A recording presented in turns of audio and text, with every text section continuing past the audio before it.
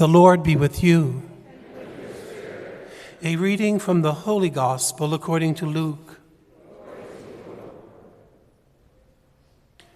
Jesus told his disciples a parable about the necessity for them to pray always without becoming weary. He said, "There was a judge in a certain town who neither feared God nor respected any human being. And a widow in that town used to come to him and say, 'Render a just decision for me against my adversary.' For a long time the judge was unwilling, but eventually he thought, 'While it is true that I neither fear God nor respect any human being, because this widow keeps bothering me, I shall deliver a just decision for her, lest she finally come and strike me.' The Lord said, 'Pay attention to what the dishonest judge says.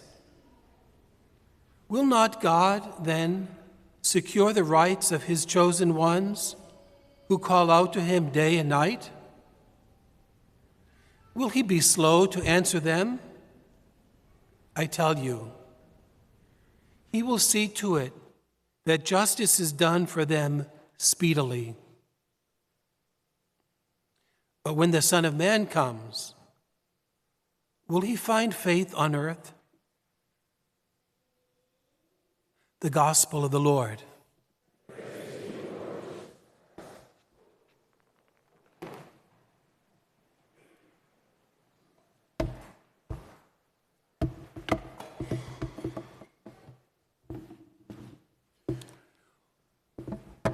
Well, that's like a cliffhanger, right? When the Son of Man comes, will he find faith on earth? I'm not going to preach about that today, but maybe that's a topic for another day, because I think some of us, we might find ourselves wondering. We are certainly closer to the coming of the Son of Man than we have ever been, just by virtue of time. We're reminded in a way of last Sunday's Gospel on the 28th Sunday of Ordinary Time, when those with leprosy approach the Lord for healing, and he sends them to the priests. He doesn't heal them right away. He sends them to the priests. And on their way to the priests, they are healed. 10 were cleansed, and only one came back to thank the Lord. And Jesus said, "Where are the other 9? And this week, we are hearing Jesus teaching a parable about how important it is for us to pray and to be persistent in our prayer.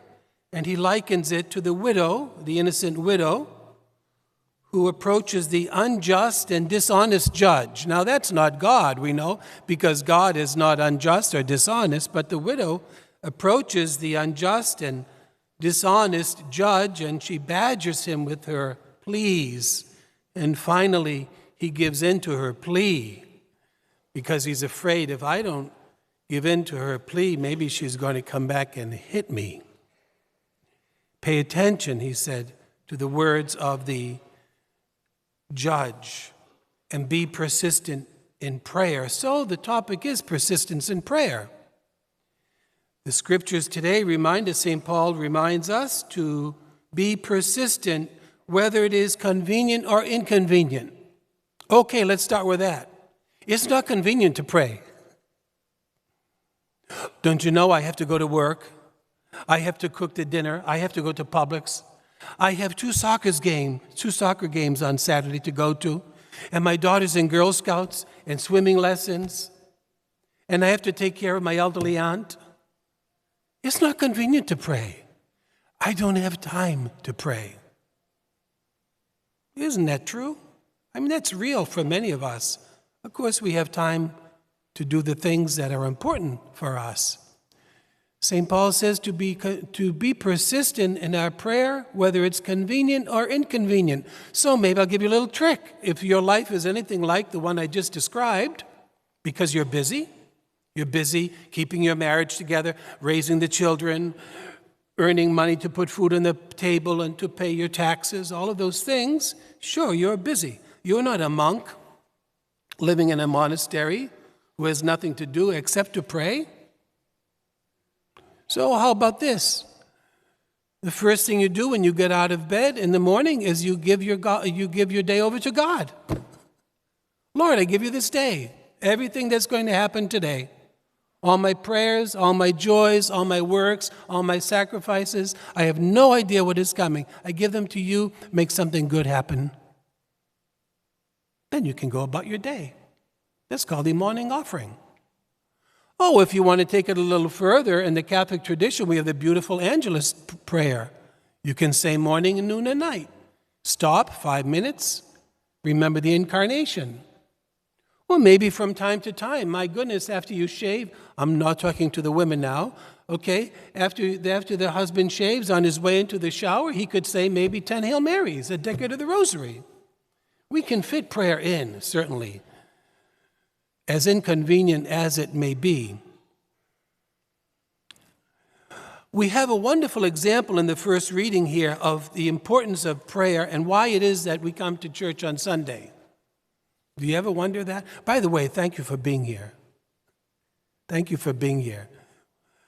When I look out in this audience and I hear, when the Son of Man comes, will there be any faith on earth? I think there will be, because of people like you. But why did you come here today to pray, to offer sacrifice, to offer the Eucharist? Because you could have stayed home. You could have prayed at the beach, but instead you came here. I'm going to tell you why we came here, and it's found really in this first reading. Moses.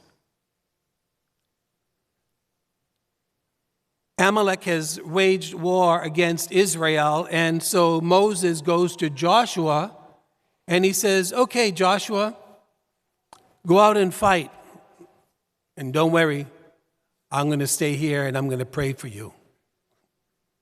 How's that sound? Go ahead, Joshua, go out to battle and fight, because I know that Amalek has waged war against us, but don't worry, because I'm going to stay here and pray for you. And Joshua goes out and fights, and Moses stays and prays, and it's an amazing thing in the story that as long as Moses is standing on top of the hill with his staff of God praying, Joshua's doing pretty good. Things are going pretty well for Joshua as long as Moses is praying. Just take a moment and think about those times in your life when things were going pretty well for you. Did prayer happen to be part of your life? I think so.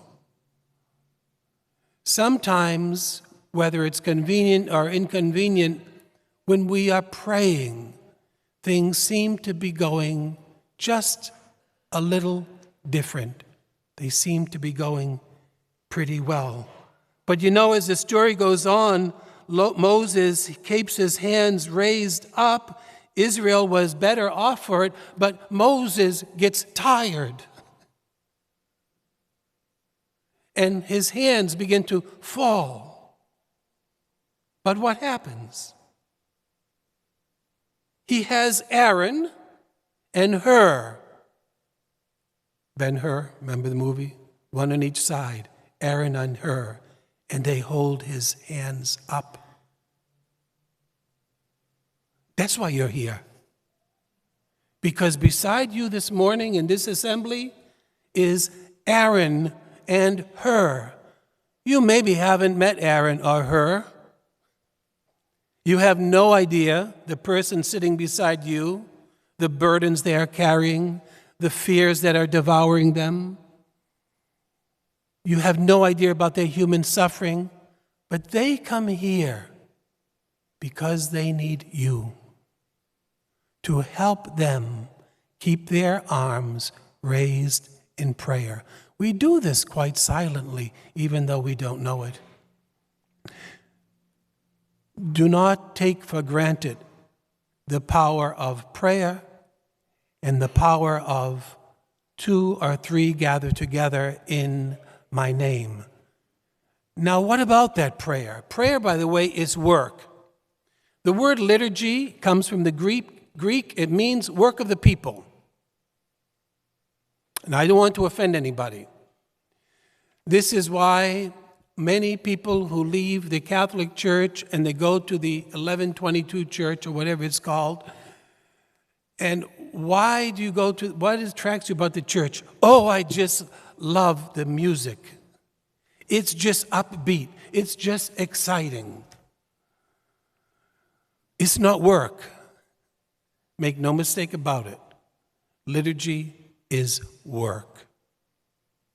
If you want to go to a rock concert or a prayer and worship concert, go to the prayer and worship concert. That is not liturgy.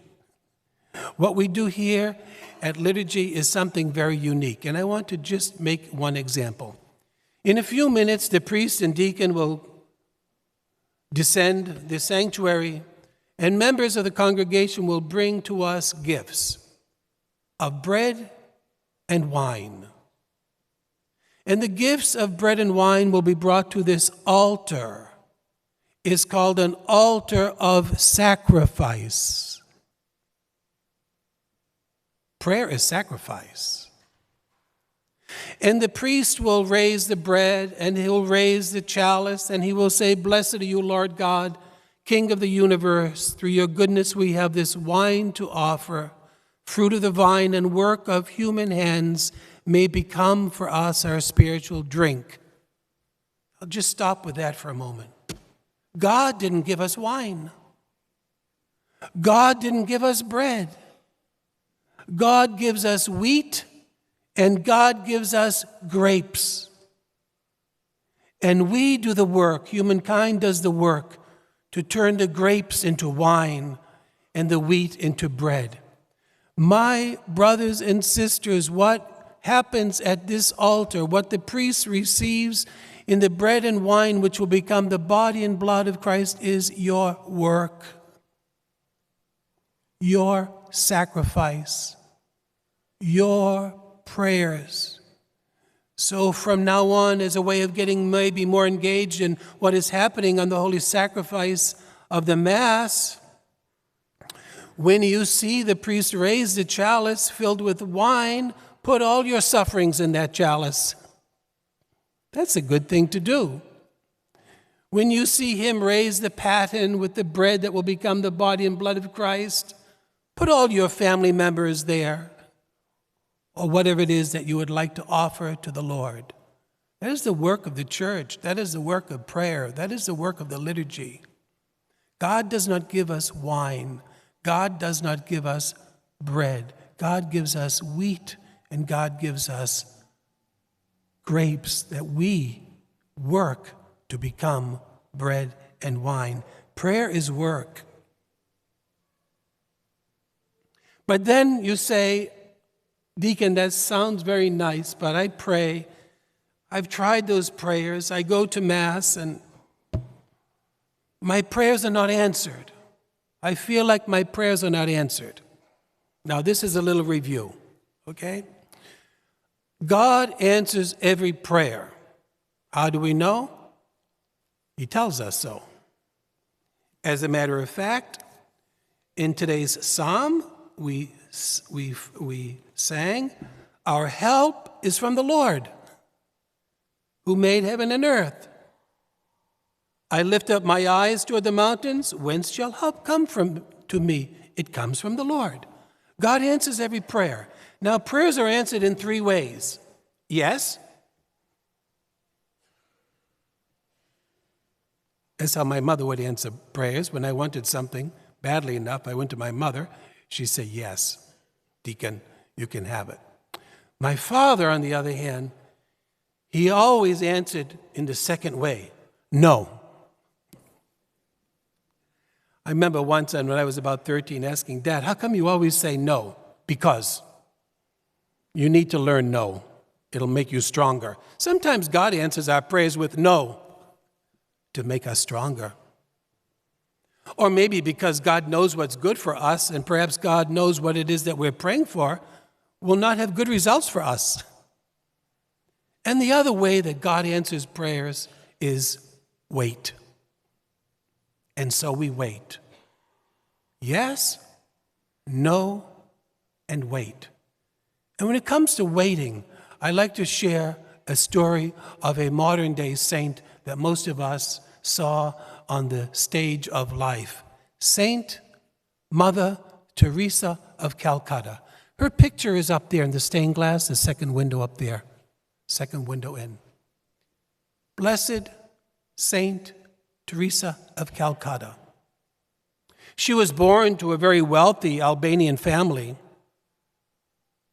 She entered the convent, the Sisters of Loreto. She became a teaching sister of very wealthy, well-to-do people. She had problems with her health as a young woman. Did you know that? The convent said, we're not sure you're cut out for a religious vocation because you're sickly. On top of that, her mother said, we didn't send you to the convent to dedicate your life to teaching rich people. And so, after making a retreat, she was discerning what to do with her life, and perhaps she should leave the Sisters of Loreto. And she tells us she heard a voice. It was the voice of Jesus herself while riding the train. It's called an interlocution. And she remained in ecstasy for a couple of months. How could you leave me? How could you leave me and leave the poor and the sick and the dying in the streets of Calcutta to be alone? Will you be my spouse? And she responded to that call. She left the Sisters of Loreto. All alone, she put on the garb of a peasant Indian woman, and she began to dedicate herself to caring for the poor, the sick, the dying, the discarded, disadvantaged people in the streets of India. And slowly, other women began to follow her. And by the end of her life, she lived to be in her 80s, poor, sickly woman that she was. She had convents all over the world with thousands of women following in her footsteps. That's quite an amazing story, isn't it? It gets better. This woman who always had a smile on her face.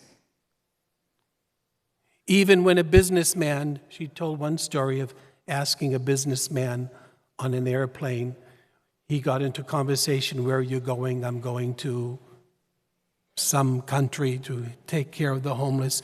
Would you like to give me some money? And she put out her hand and he spit in her hand. And she smiled at him and she said, thank you. You've given this to me. Now would you like to give something to Jesus? Amazing woman. Saint Teresa of Calcutta. If you go into any one of her chapels, of her convents, there are two words that you'll find in the chapel on the wall. They are these words, I thirst. Those are the words of Jesus on the cross, I thirst. We even got to a very deeper understanding of why she had those words inscribed in the chapel wall. When she wrote in her diary, ever since I answered the call to serve the lowest of the lowest, to be the bride of Christ, the next 50 years of my life, I felt that God had abandoned me. I felt that my prayers went to heaven and fell out of the sky like daggers into my heart. Now, don't misunderstand. This was not a woman with no faith. This was a woman who said yes and was persistent in her prayer, persistent in her prayers, whether convenient or inconvenient. And even when she felt that God was not answering her prayers, she continued to be faithful to what he called her to. That, my friends, is what the scriptures are about today. To be persistent in prayer when convenient and inconvenient. Even when we feel that God is not listening to us. To unite your suffering with the suffering of Christ on the cross, who himself felt abandoned. When the Son of Man comes, will there be any faith on the earth?